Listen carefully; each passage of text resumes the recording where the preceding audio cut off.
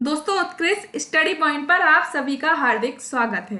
और मेरे द्वारा आज का जो वीडियो है वह भारतीय राज्य व्यवस्था एवं संविधान से संबंधित है। तो चलिए दोस्तों, आज जो हम वीडियो लाए हैं वह उच्च न्यायालय से संबंधित है। तो स्टार्ट किया जाता है दोस्तों हमारा वीडियो। भारत में कुल कितने उच्च न्यायालय हैं? तो दोस्तों यदि बात की जाए न्यायालय की, तो दोस्तों भारत में न्यायालय की नींव कैसे रखी गई? तो देखिए दोस्तों 1773 के ठीक है रेगुलेटिंग एक्ट के कारण ही भारत में आज न्यायालयों की व्यवस्था है। तो चलिए दोस्तों, भारत में कुल कितने उच्च न्यायालय हैं? 25 उच्च न्यायालय हैं। यदि बात की जाए भारत के किस उच्च न्यायालय में न्यायाधीशों की संख्या सबसे कम है, तो किस में है दोस्तों? सिक्किम उच्च न्यायालय में जो है न्यायाधीशों की संख्या सबसे कम है। यदि बात की जाए अधिक, भारत में किस न्यायालय में न्यायाधीशों की संख्या सबसे अधिक है? तो इलाहाबाद उच्च न्यायालय में सबसे अधिक है। भारत का सबसे बड़ा उच्च न्यायालय कौन सा है? इलाहाबाद उच्च न्यायालय है। पटना उच्च न्यायालय की स्थापना कब हुई थी? तो दोस्तों 1916 में, ठीक है 1916 में पटना उच्च न्यायालय की स्थापना हुई थी। उसके बाद मध्य प्रदेश का उच्च न्यायालय कहाँ स्थित है? तो जबलपुर में स्थित है। उच्च न्यायालय के क्षेत्राधिकार को हटाने या बढ़ाने का अधिकार किसको है? तो दोस्तों क्षेत्राधिकार को बढ़ाने और घटाने का जो अधिकार होता है ना, वो भारतीय संसद को प्राप्त है। उसके बाद उच्च न्यायालय के न्यायाधीशों की नियुक्ति कौन करता है? तो दोस्तों भारत का राष्ट्रपति जो है उच्च न्यायालय के न्यायाधीशों की नियुक्ति करता है। उच्च न्यायालय का न्यायाधीश कितनी आयु तक अपने पद पर रह सकता है? तो दोस्तों कब तक रह सकता है? 62 वर्ष की आयु तक जो है। यदि उसकी कार्यकाल में यदि 62 वर्ष का वो होता है तो उसको रिटायरमेंट दे दिया जाता है, यानी कि सेवानिवृत्त कर दिया जाता है। उच्च न्यायालयों में प्रथम महिला मुख्य न्यायाधीश कौन थी? तो दोस्तों श्रीमती लीला सेठ थी। उसके बाद यदि बात की जाए किसी न्यायाधीश को एक न्यायालय से दूसरे न्यायालय में भेजने का अधिकार किसको है? एक न्यायालय से दूसरे न्यायालय में ट्रांसफर करने का अधिकार किसको है? तो दोस्तों राष्ट्रपति को है, यह अधिकार प्राप्त है।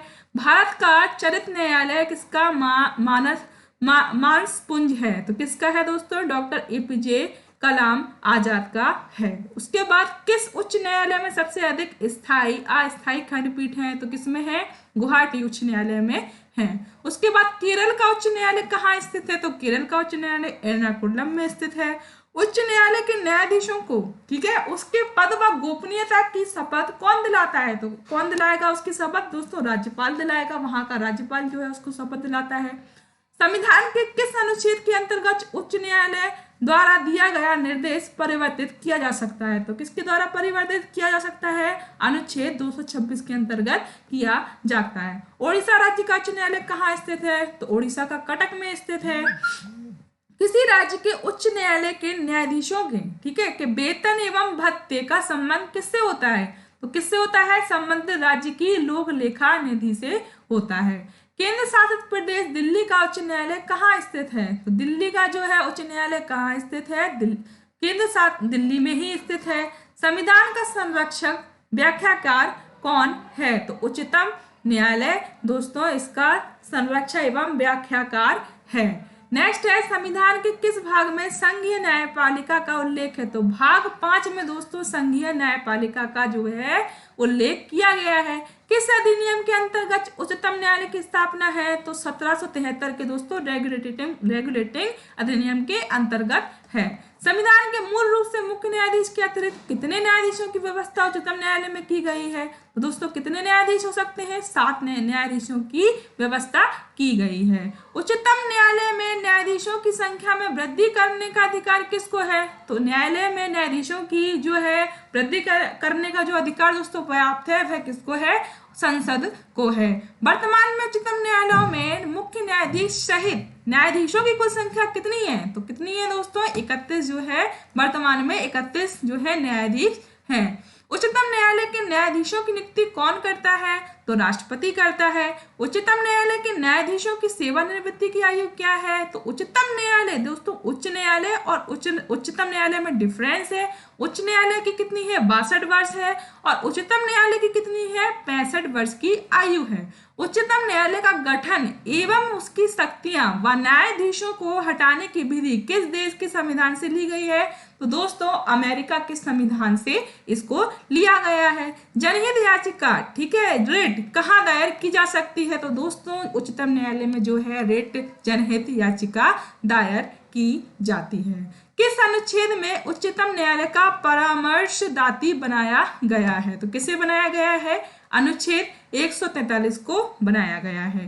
भारत के किस मुख्य न्यायाधीश ने राष्ट्रपति के रूप में कार्य किया? तो न्यायमूर्ति एम हिदायतुल्लाह ने जो है भारत के राष्ट्रपति के रूप में भी कार्य किया है। सर्वोच्च न्यायालय में, ठीक है दोस्तों, क्या है हमारा पॉइंट? सर्वोच्च न्यायालय में न्यायिक कामकाज के लिए किस भाषा का प्रयोग किया जाता है? तो किस भाषा का दोस्तों प्रयोग किया जाता है?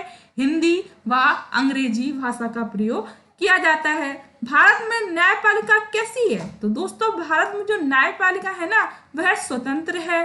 भारत में न्यायपालिका का स्वरूप कैसा है? तो एकीकृत है। उसके बाद जो नेक्स्ट हमारा पॉइंट है दोस्तों, भारत में, ठीक है, राष्ट्रपति एवं उपराष्ट्रपति के निर्वाचन में विवाद के मामलों को किसको प्रस्तुत किया जाता है? तो भारत का उच्चतम न्यायालय को प्रस्तुत किया जाता है। राष्ट्रपति कानूनी मामलों में किससे परामर्श लेता है? तो उच्चतम न्यायालय से जो है राष्ट्रपति कानूनी मामलों में क्या लेता है? परामर्श लेता है। किस अनुच्छेद के अंतर्गत उच्चतम न्यायालय को परामर्शदात्री बनाया गया? तो अनुच्छेद 143 के अंतर्गत बनाया गया है। किसे न्यायिक पुनर्विलोकन का अधिकार प्राप्त है? तो किसे प्राप्त है? उच्चतम न्यायालय को यह अधिकार प्राप्त है दोस्तों। केंद्र और राज्यों के, ठीक है, केंद्र और राज्यों के विवादों का समाधान करना सर्वोच्च न्यायालय का कौन सा क्षेत्राधिकार है? तो प्रारंभिक क्षेत्राधिकार है। उसके बाद जनहित याचिका दायर की जा सकती है। उच्च न्यायालय एवं उच्चतम न्यायालय दोनों में जो है दोस्तों जनहित याचिका दायर की जाती है। उच्चतम न्यायालय कौन सा प्रलेख जारी नहीं कर सकता? तो क्या नहीं कर सकता?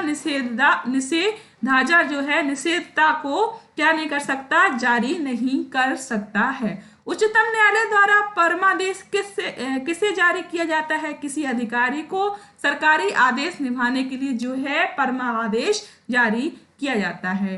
किस न्यायालय द्वारा लाभ का पद परिभाषित होता है? उच्चतम न्यायालय द्वारा लाभ का पद परिभाषित होता है। भारतीय संविधान का कौन सा अनुच्छेद संवैधानिक विवाद में उच्चतम न्यायालय के अपीलीय क्षेत्राधिकार से संबंधित है? तो अनुच्छेद 134 को मिलाकर 132 को पढ़ना। ठीक है दोस्तों, नेक्स्ट है उच्चतम न्यायालय ने संविधान की आधारभूत संरचना की घोषणा किस मामले में की थी? तो केशवानंद भारती के मामले में दोस्तों इनके द्वारा की गई थी। तो दोस्तों ये हमारा जो उच्चतम न्यायालय, हाई कोर्ट और सुप्रीम कोर्ट का वीडियो था वो यहीं पर समाप्त होता है। यदि दोस्तों मेरे द्वारा बनाए गए वीडियो आपको अच्छे लग रहे हैं तो प्लीज़ चैनल को सब्सक्राइब कर लीजिए, लाइक करिए और शेयर कीजिए। थैंक यू दोस्तों।